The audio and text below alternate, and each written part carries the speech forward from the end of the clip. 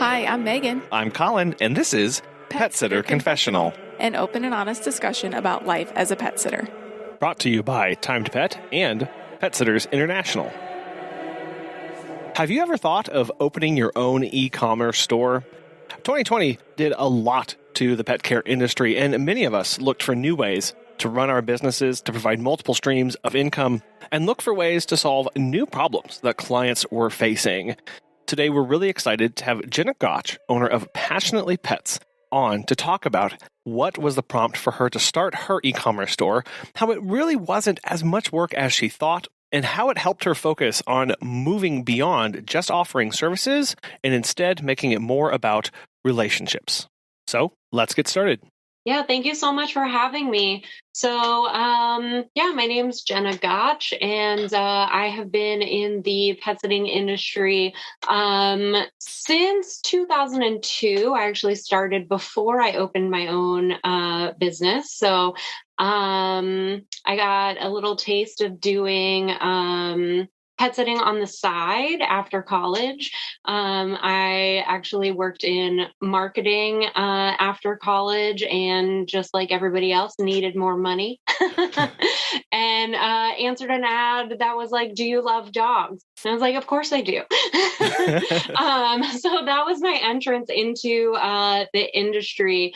But yeah, in 2007, I started my own business, Passionately Pets. We are a pet sitting and dog walking company located in Alexandria, Virginia.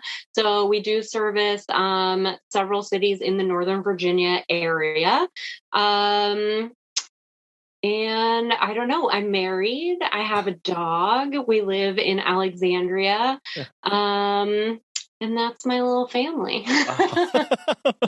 Well, I love how your story is. You had a little bit of taste of it, of doing it for a little bit, and then in 2007, you made a big transition into doing this full time. So what was that transition like for you into pet sitting? Yeah, so let me tell you how I got started with my own company. So I worked as a pet sitter for several years, and I absolutely loved it. It was awesome because I was renting and I couldn't have any pets of my own, and it gave me that joy without having to have a pet of my own. And my full-time job got too demanding. Plus, it had been a couple years, so I started making more money there. So I was like, all right, I don't need this side gig anymore. And I quit. But I turned out to really just miss it. I would drive around town and be like, oh, there's Max's house. You know, he loves to play fetch in the yard. And oh, there's Fluffy's house. And I would just miss them.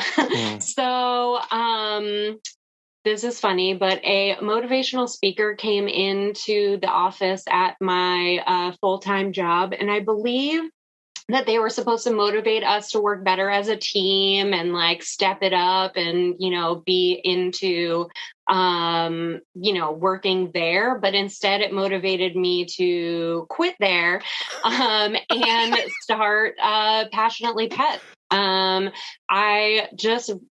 missed hanging out with animals. I missed, not sitting at a desk all day. And so I was lucky, and I got another full-time job that happened to be remote, which allowed me to take time out of the day and start building my client base. And I started just myself, and I added one midday client at a time. Back then, Craigslist was the big place where you advertised and got your clients. And so, I just built it one by one. And about a year and a half into it, I decided to make it my full-time gig. So yeah, that's how Passionately Pets was born.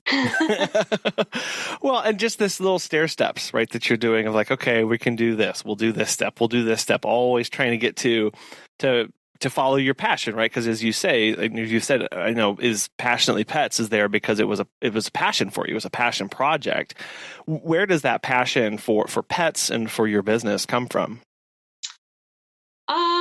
I think just as a kid, we always had pets. We had dogs, cats, guinea pigs, hamsters, iguanas, fish, you name it.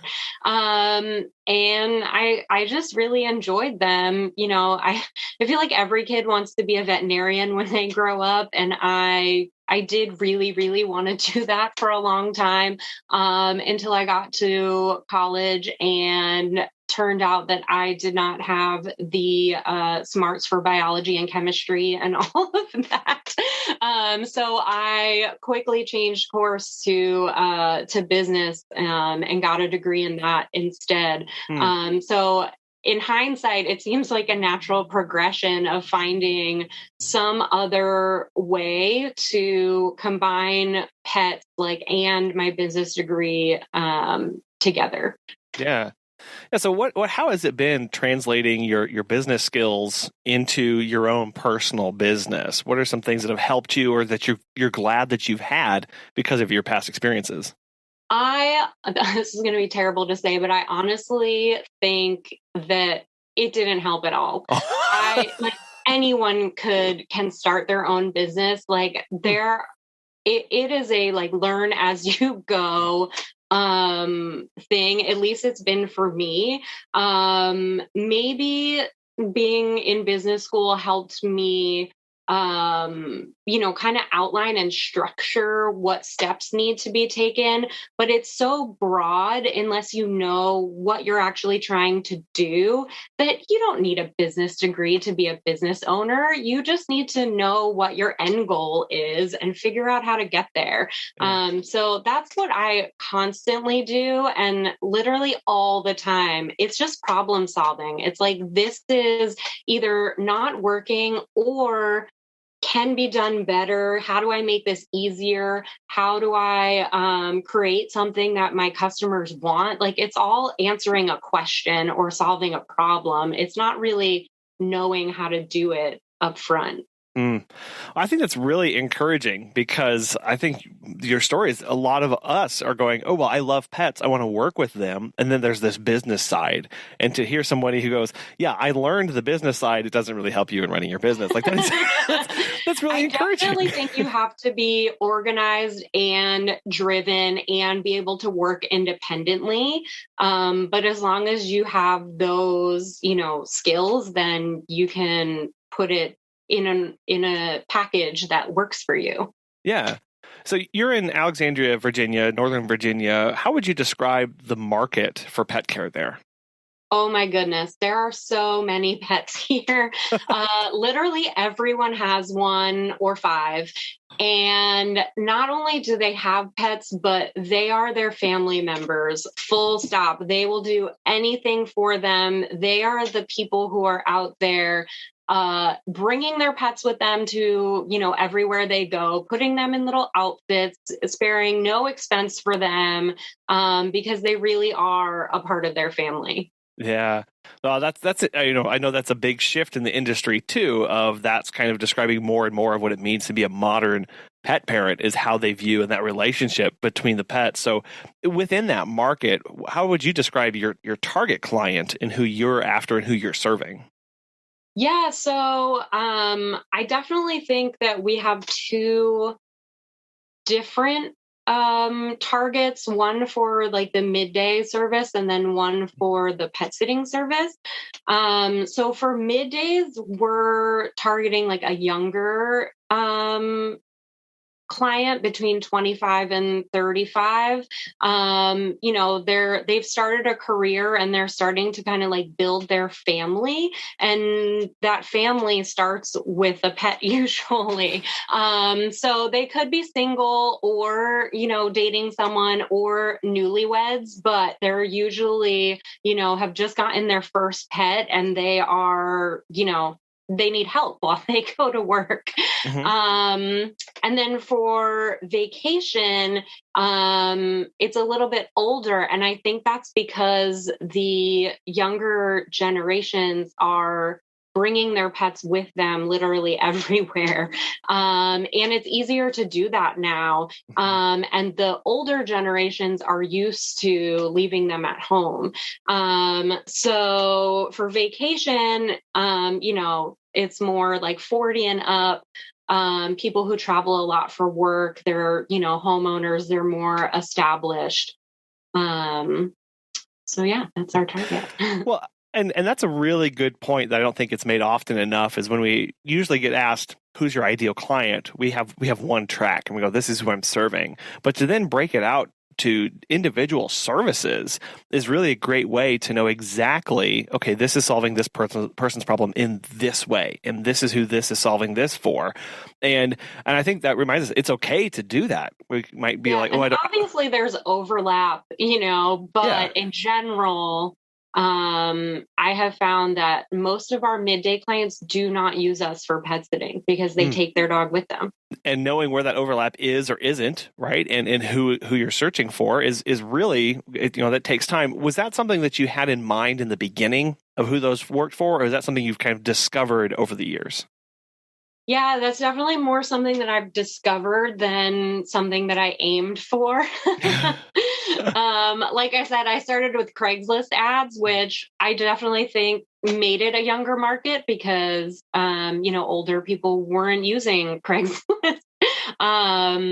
But yeah, so that's just how it happened. Well, and so over the years, you've added a bunch of staff, you've grown in clientele and services.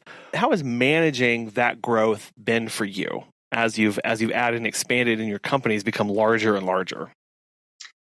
Yeah, so definitely every year pre-COVID, we grew in the number of visits that we were providing, the number of staff members that we had, and the number of clients that we had.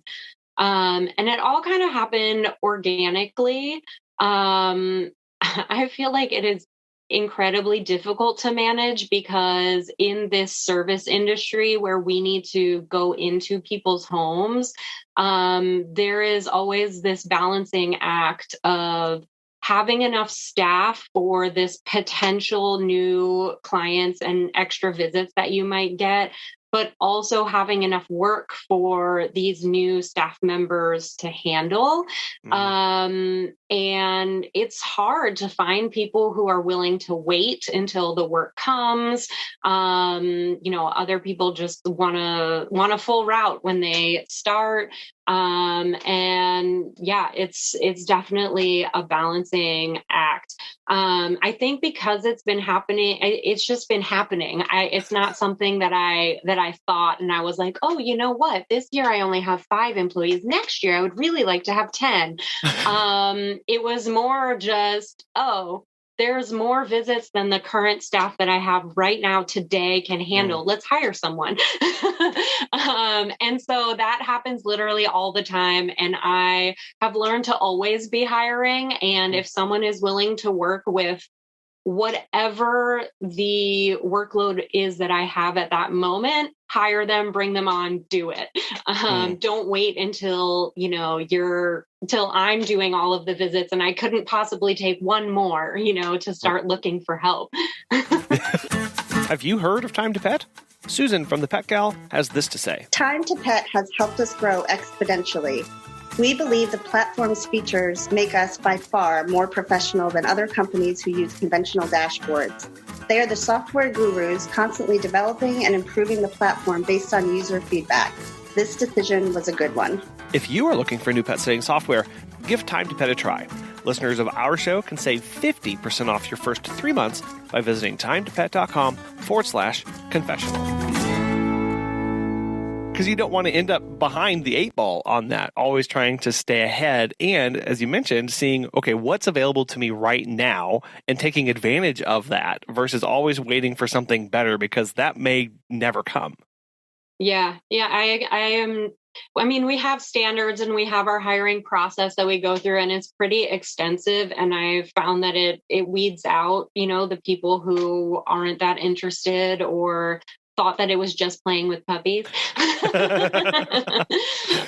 And so if we get to the end, it's like, all right, you're hired, It's like, oh, I have a full route for you. I only have half a route. You know what? We have one dog for you today, but like, give us a month. It'll be full, Yeah.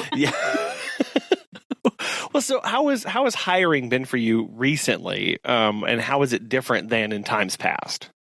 Oh, COVID has ruined everything. Staffing has always been the most difficult part of this business for me. And I know that's a common, thread. And a lot of that is just our business model is different. We need someone to go into someone's home and do this specific job. We're not all just standing in the same room, and if one doesn't show, the other three just pick up the load. It doesn't work like that. And with COVID, I was very lucky to be able to keep all of my staff. I won't say that they all had the same amount of workload as previously, but I did not have to lay off anyone. And I'm really proud of that. And I, took advantage of PPP and like whatever came my way so that I could continue to pay them. And that was really important to me. That my team is like my family, and I wanted to make sure that I was supporting them. So that was very lucky. But it's been 1.5 years now. People move on, people's class schedules have changed, people graduated, people have found full-time jobs, things like that. So we have definitely lost more staff members than we have been able to find to bring on. I don't know what is going on in the world today, but I know everyone is having this problem, and it's really unfortunate because we have so much work for them and we have no one who wants to work. People are, they apply, and literally an hour later, we're trying to schedule a phone interview with them and they don't respond. And it's like, you just applied. Like it's not like we waited a week, you haven't found something else in the last 20 minutes. So it's been incredibly frustrating. And it's actually become really difficult lately because people have started to go back to work, especially post Labor Day. And we, for the first time ever, are turning away existing clients. We have previously, around Christmas, put a stop to taking new clients, but we've had to tell current clients like, hey, we don't have anyone for that weekend, or, to take on your midday route or whatever. And it actually breaks my heart because I'm like, but they're our client, like that's part of our family. We're supposed to help them. But we don't have the manpower, and we are constantly looking. And if anyone wants to be a pet sitter, who isn't already one, I don't know who is listening, but just in case, we are hiring. There you go. Well, so how do you manage that? Because I can hear that it is very frustrating to you, and you're like wanting to do this work and keep moving forward and keep growing and not being able to. So how do you just personally handle that kind of dissonance of what's going on? One day at a time, the best I can.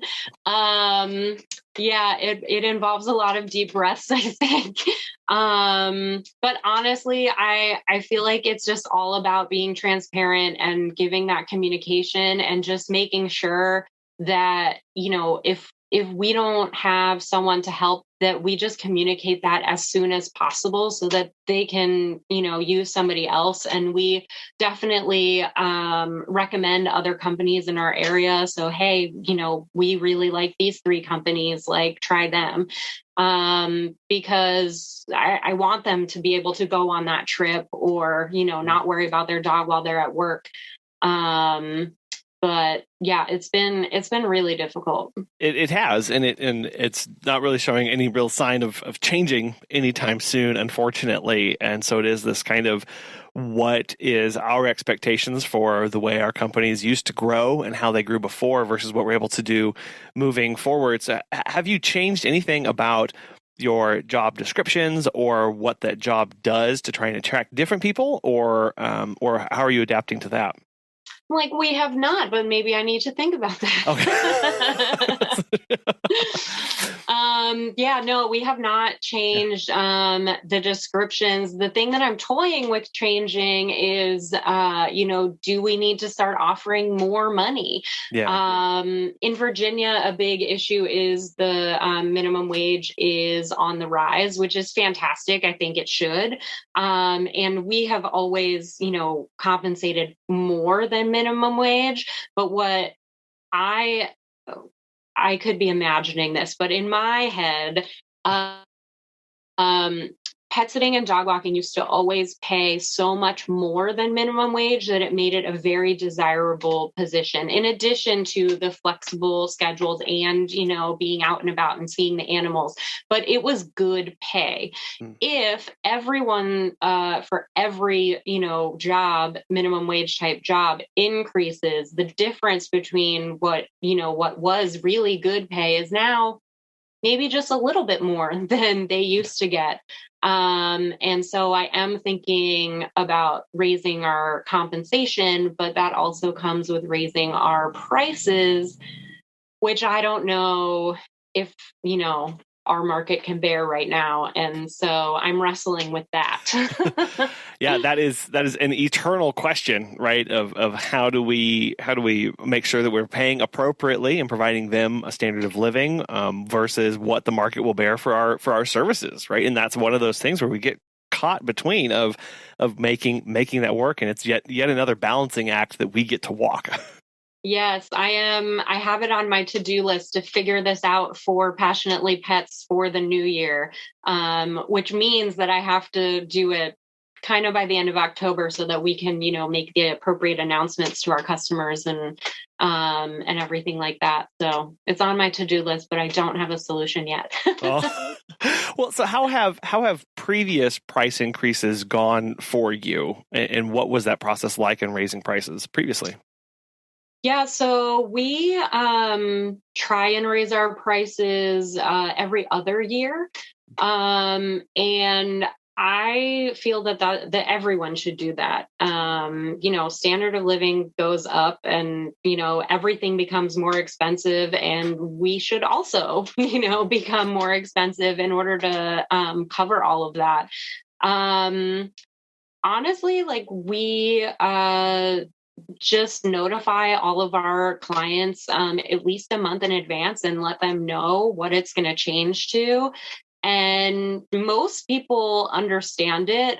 There's a handful who then can't afford it, which is unfortunate. And we may end up losing them because of it. But, it's like one client versus, the 500 that we have. And it's just a necessary part of doing business. It's scary. It's incredibly nerve-wracking every single time.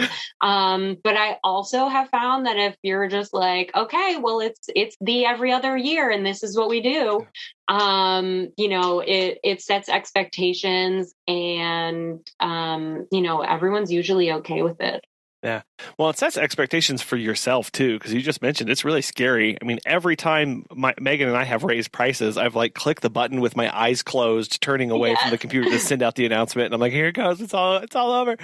And it's always been fine, but it's every time. And so to have this on a schedule of whether I'm ready or not, this is what we're doing. And that's just what the business does. And that's another reason why having policies and procedures in your business is so important, not just so that other people know what's going on, but so that, you know what's going on too. Absolutely. And we were supposed to raise it for 2021, but because of COVID, we didn't.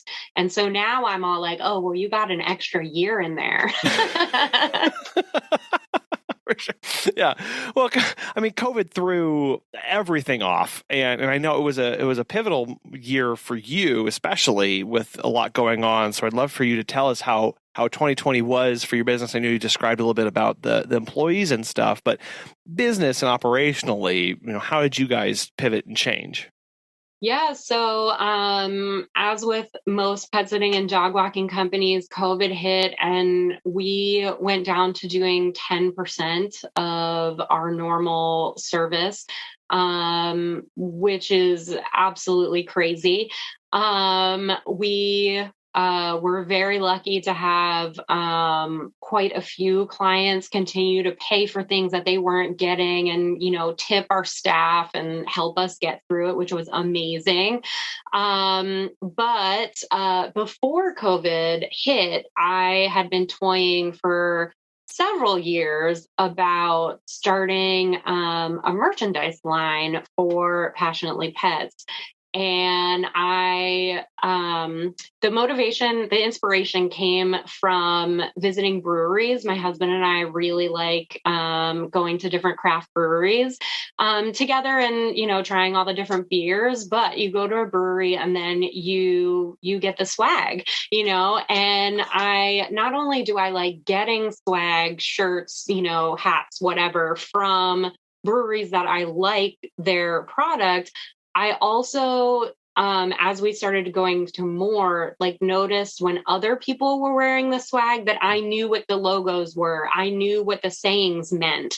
And I really liked that. And I wanted to kind of create that for the pet sitting world. And I wanted to have swag that any pet sitter or dog walker, dog owner, pet owner could have, and another pet owner, dog walker would get and be like, oh my God, I love your shirt. That's awesome. So when COVID hit, it really gave us the time to spend on creating a merchandise line. So we opened up an e-commerce shop and we started with a couple different shirt designs. We have a standard love design that we literally put on everything. And we got dog collars, leashes, magnets, glassware, you name it, we probably have it. And then with having the merchandise and having the online store, I was able to participate in outdoor markets that happened all throughout COVID.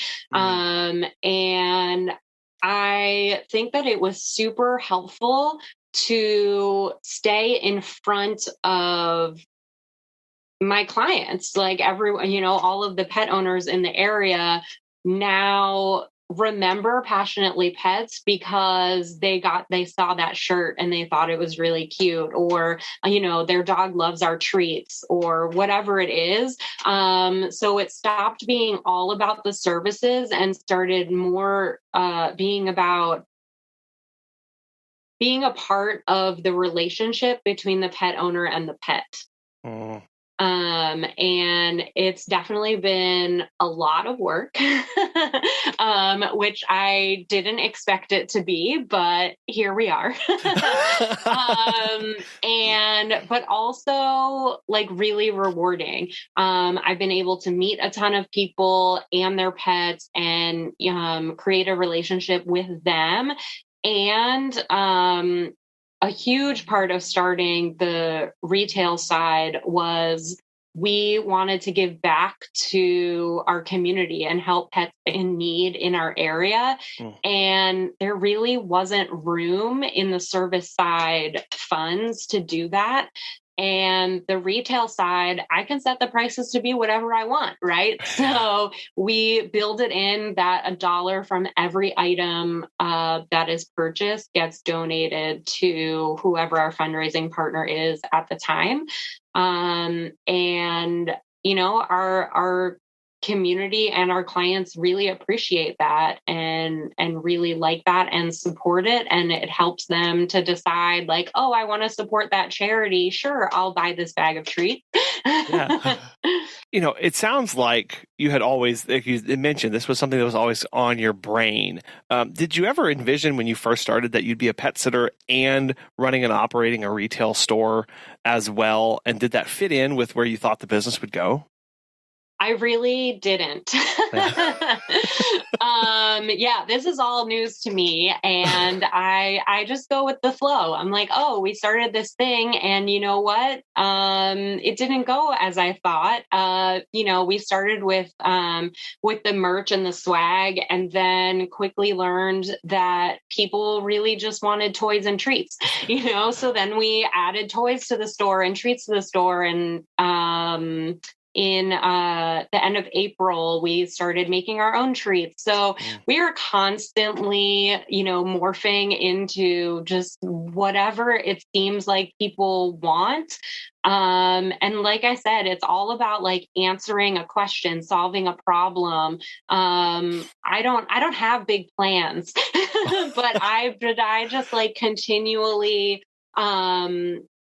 will try and problem solve, and it leads me to whatever the next step is. And this is just the next step. And now we are weekly at a farmer's market. We're constantly doing big events. We partner with, bars and do yappy hours with them. And we've done events before, but when it was only services, it seemed like, everyone who was attendance wasn't in our service area, or, like we would have to buy all these treats in order to like give them away. And people were happy that we were there and they had a good event, but they didn't remember who we were. We didn't make a connection with them. And now we're making that connection. And it's showing up on the services side. Yeah, that's a really interesting point. We just participated in a local Bark in the Park for us as well. And we showed up with our table and the purchased treats and all these little things that we had. And it did felt very flat, at least this year, where people just weren't quite connecting or understanding what we were, because we were the only really, there was like a trainer there, but we were the only other service oriented people there. And I can definitely see how people may be concerned, business owners may be concerned, I'm going to be branching off in too many different directions. But the way you view it, going, no, this is actually supporting my services side. It's really built a bridge between the two. And I think the bridge is connecting the community to Passionately Pets. So I'd like to talk a little bit more about the nuts and bolts of setting this up, because I know when I think of setting up an e-commerce store, I get a little overwhelmed with the thought of it. And you may be saying, "Oh yes, you should be," but like you totally should be. Oh, sweet, at least meeting expectations. So do you run it on a specific site, or is everything custom for your website, or how did you go about just like that initial step of? Yeah, so I'm joking. Creating the site is actually not that difficult. There are lots of services out there that make it easy for people. I chose not to have it as a part of my website, only because I wanted to be able to add a product, change the inventory, change a price, all of that. And I don't know code. I can't go into the back end and like make those changes. So I decided to use one of the services. And so our shop is run off of Shopify. There are tons of others out there, but they pretty much have a template, and you decide like, hey, this is the format I want my store to come up in. And then you fill in the blanks. They make it super easy for you to add the product. They ask you all of the questions that, at first I didn't know, like things about how do I want to ship it and how do I want to charge tax. And then I was like, oh, I should probably register for that. Because, on the service side, there's no tax, but on the retail side, there is. So it kind of walks you through all of it and makes it really easy.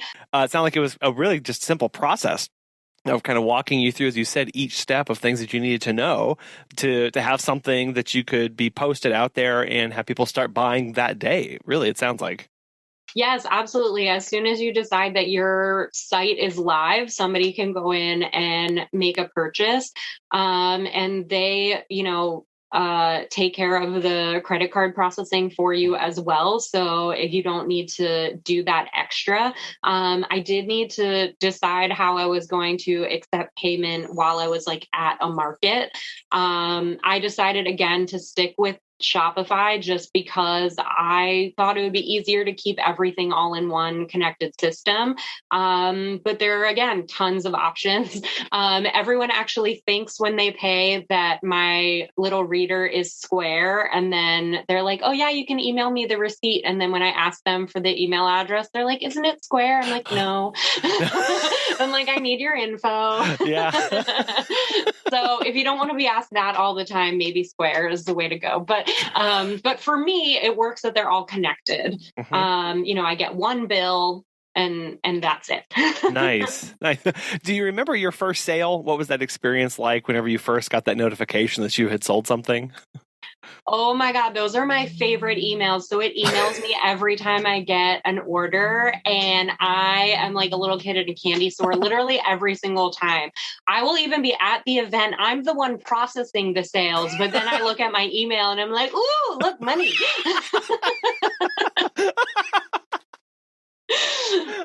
So yeah, right now, it still happens every single time I get a sale. I'm super excited. The first one, of course, was like, oh my God, someone actually wants what I have, like you create this thing and you have this vision and you have no idea if somebody else actually wants it. So yeah, that first sale was just like, oh, I've made something that someone actually wants. Like, that's awesome. I'm sure it is, to realize that, like, again, like I know you have that same experience whenever you're offering the pet sitting and dog walking services, but to have something that's created on a physical object and have someone go, oh, I'll buy that through an online store. It does. I can imagine it feel very much like, oh, wow, this is weird and amazing. Yeah, both at the same time. Mostly amazing, though. Well, yeah, there you go. So you mentioned that you make your own dog treats now, but you sell a lot more than just dog treats. Where do you get your products, and how does that end of this work? Yeah, so we have things that we create that are branded. So we have a whole apparel line. We have collars, leashes, glassware, magnet stickers. And honestly, each of those are purchased from a different vendor. Much like if you were, just getting something with your logo, any promotional product, just like, whoever like makes the cheapest one is kind of the one that we, use at the moment. Our shirts, we actually originally had gotten them, to have inventory in actually in my office, like in hand. Yeah. And you really have to order a lot of each product in order for the costs to come down far enough that it's at a price point that the customer will want it. Yeah. So I had a lot of shirts, and they really weren't selling as quickly as I had hoped. And so when we came up with other designs, I have now switched to print on demand for our apparel. And I use Printful for that. And it's been great. I haven't had any complaints about it. So somebody will order something off of my site and the order automatically goes to Printful and they make the shirt and send it to the customer directly. So I don't even have to do anything. Wow.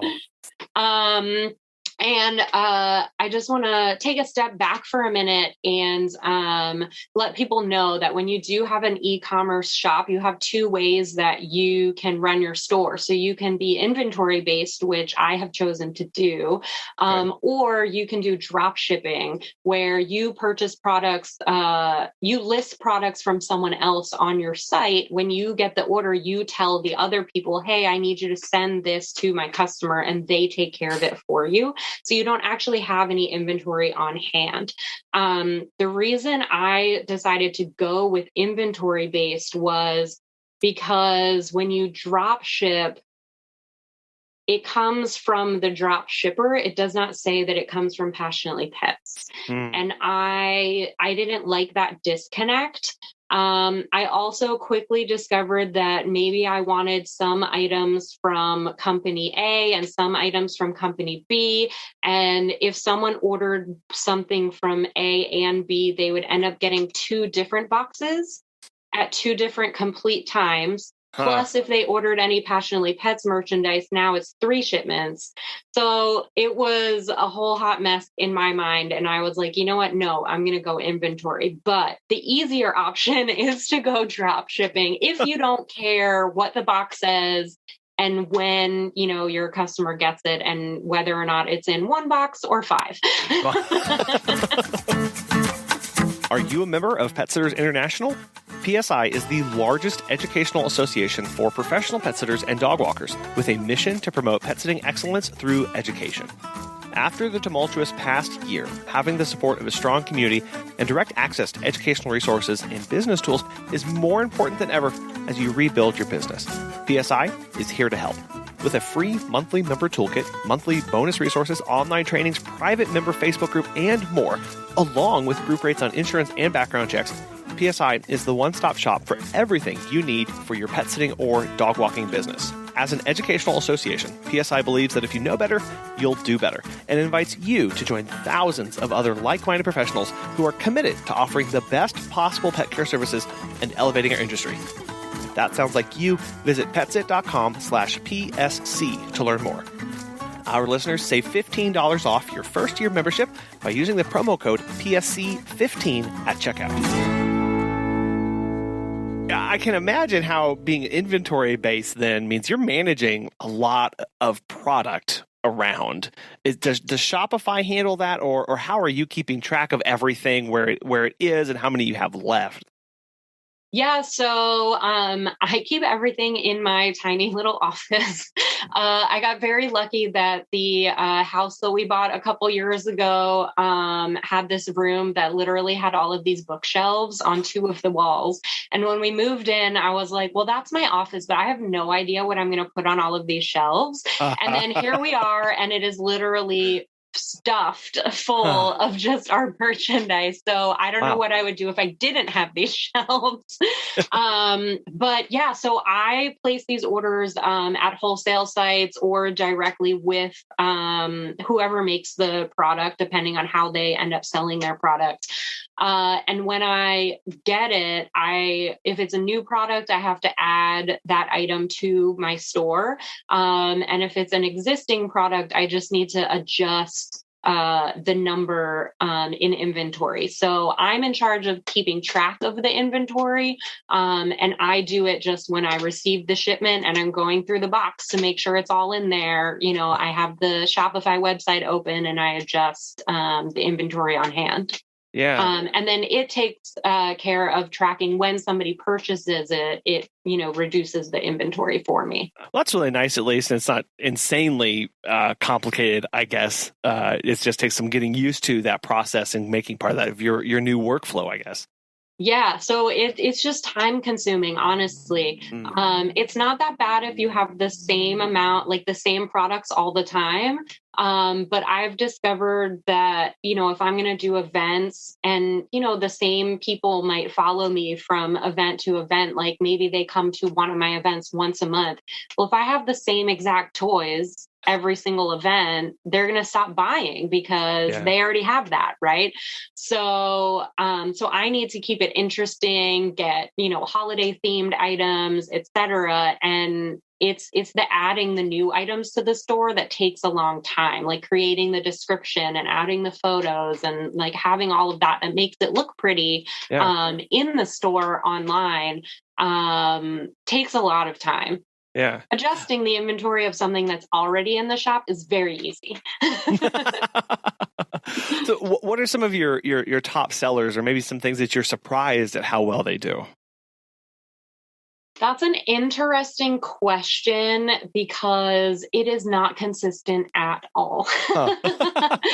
It's so funny because I will go to the same farmer's market and be like, I need 10 tuna and cheese treats because we ran out last time, and I will bring extra, and then that'll be the week where people only want the apple cinnamon. And I'll be like, but I didn't bring enough, now I'm out of those. And like it literally changes all the time. I am surprised that our apparel doesn't sell more. We get a lot of compliments on all of the shirts and like, oh, that's so cute. Oh, that's so cute. Oh, that's so cute. But then not many people buy it.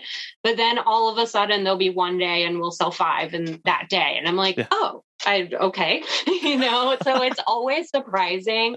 I think that the toys, first of all, selling in person is way more successful than just having a store.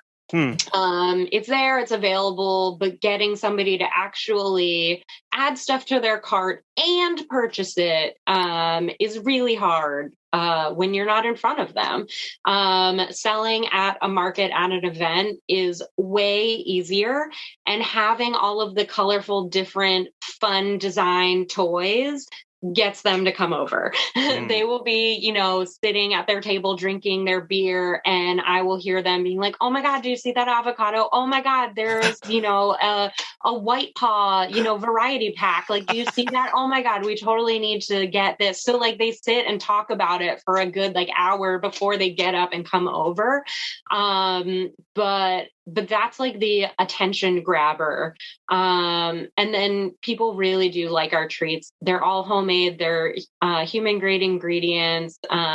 We have samples for the pets to have while we're there. And, honestly, I love when somebody, comes back and is like, hey, my dog loves this treat, we need more. Like, that's the biggest compliment ever.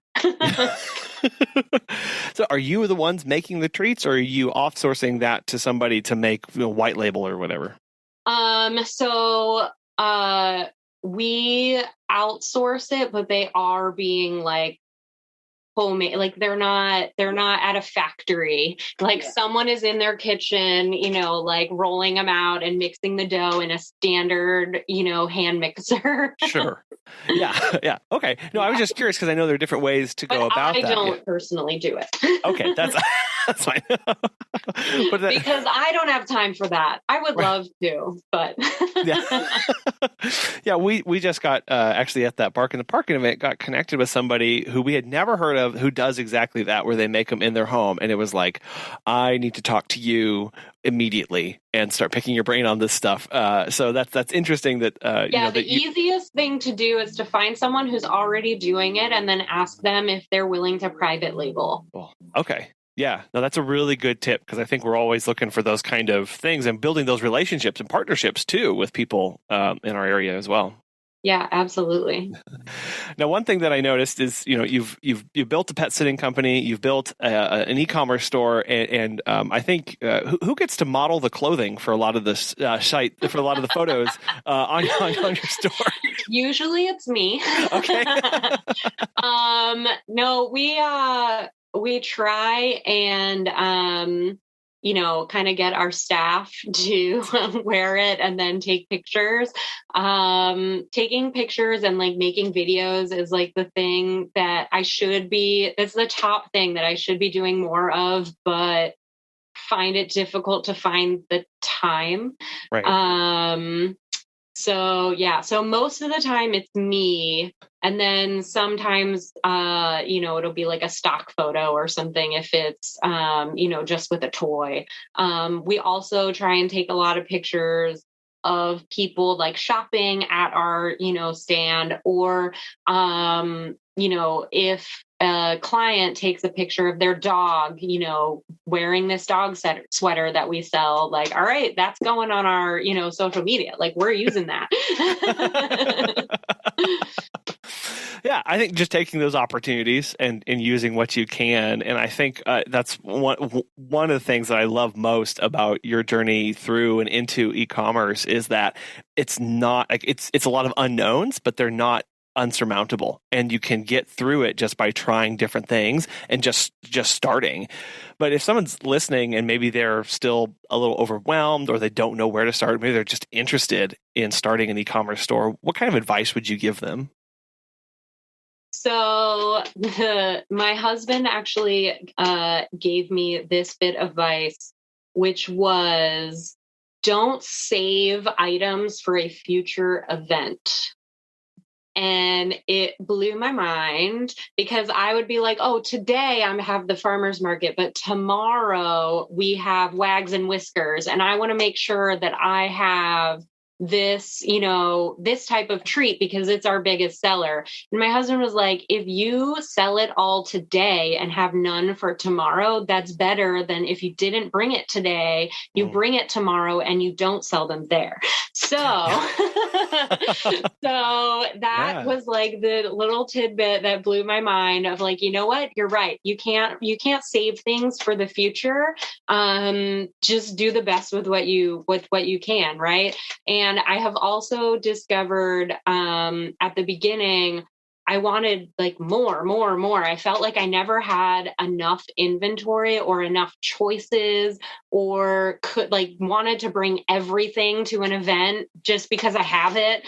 And I have realized that people will buy from the choices that you give them. So just because you didn't bring that one thing, they don't know you ever had it in the first place. So they will choose from the choices that you provide them. So I have since dialed back on ordering more toys and been and I panic a little bit, oh my God, we ran out of the white paw. Everyone loves the white paw. We need more white paw. But then I'm like, you know what? I have other stuff right now. I don't really have room for it. And it's taken me a while to get there. So yeah, all of my advice is about inventory, because it's been the bane of my existence of how to fit it all in this one room, because it's not allowed to be anywhere else in the house.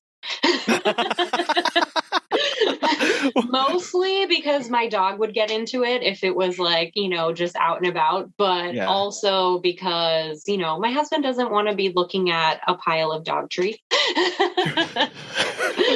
Well, it's also the biggest change in the kind of business that you're running, right? You've used a service-based business versus a physical item business is also the biggest shift that we have to change in our thinking about how we approach the problems that were coming up and how we manage that. That's an entirely separate way of operating for us too. Yes, absolutely. 100%. Well, Jenna, I have really appreciated this conversation, and I really want to thank you so much for encouraging us to get started in something, and for the impact also that it's had for you and the connection that it brings to your community. But I know that there's a whole lot more there, and people are going to have a lot more questions. So if they want to, how can they get in touch with you and follow along with everything that you're going on, and check out your store too? Yeah, so check out our website. It's passionatelypets.com. If you want to go directly to the shop, it's passionatelypets.com/shop. Definitely follow us on social media. You can see what's going on both sides, the service side as well as the store side. We're at Passionately Pets on Instagram as well as on Facebook. And if you have any questions for me, you can always shoot me an email at jenna@passionatelypets.com.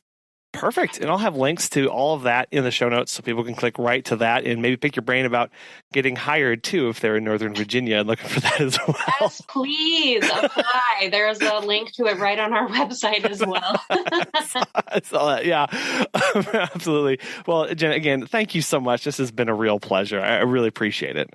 Thank you so much for having me. It's been great. My two big takeaways from Jenna were two things that she said. The first one, that as she built out her e-commerce store, it stopped being about the services and became more about building relationships. We are a relationship industry. We build relationships with clients so that they in turn trust us with the services that we are giving them. And anything that we can do to build that trust, to build those relationships, is something that we should at least be interested in pursuing. And that leads me to the second point, that it's all about answering questions and solving problems.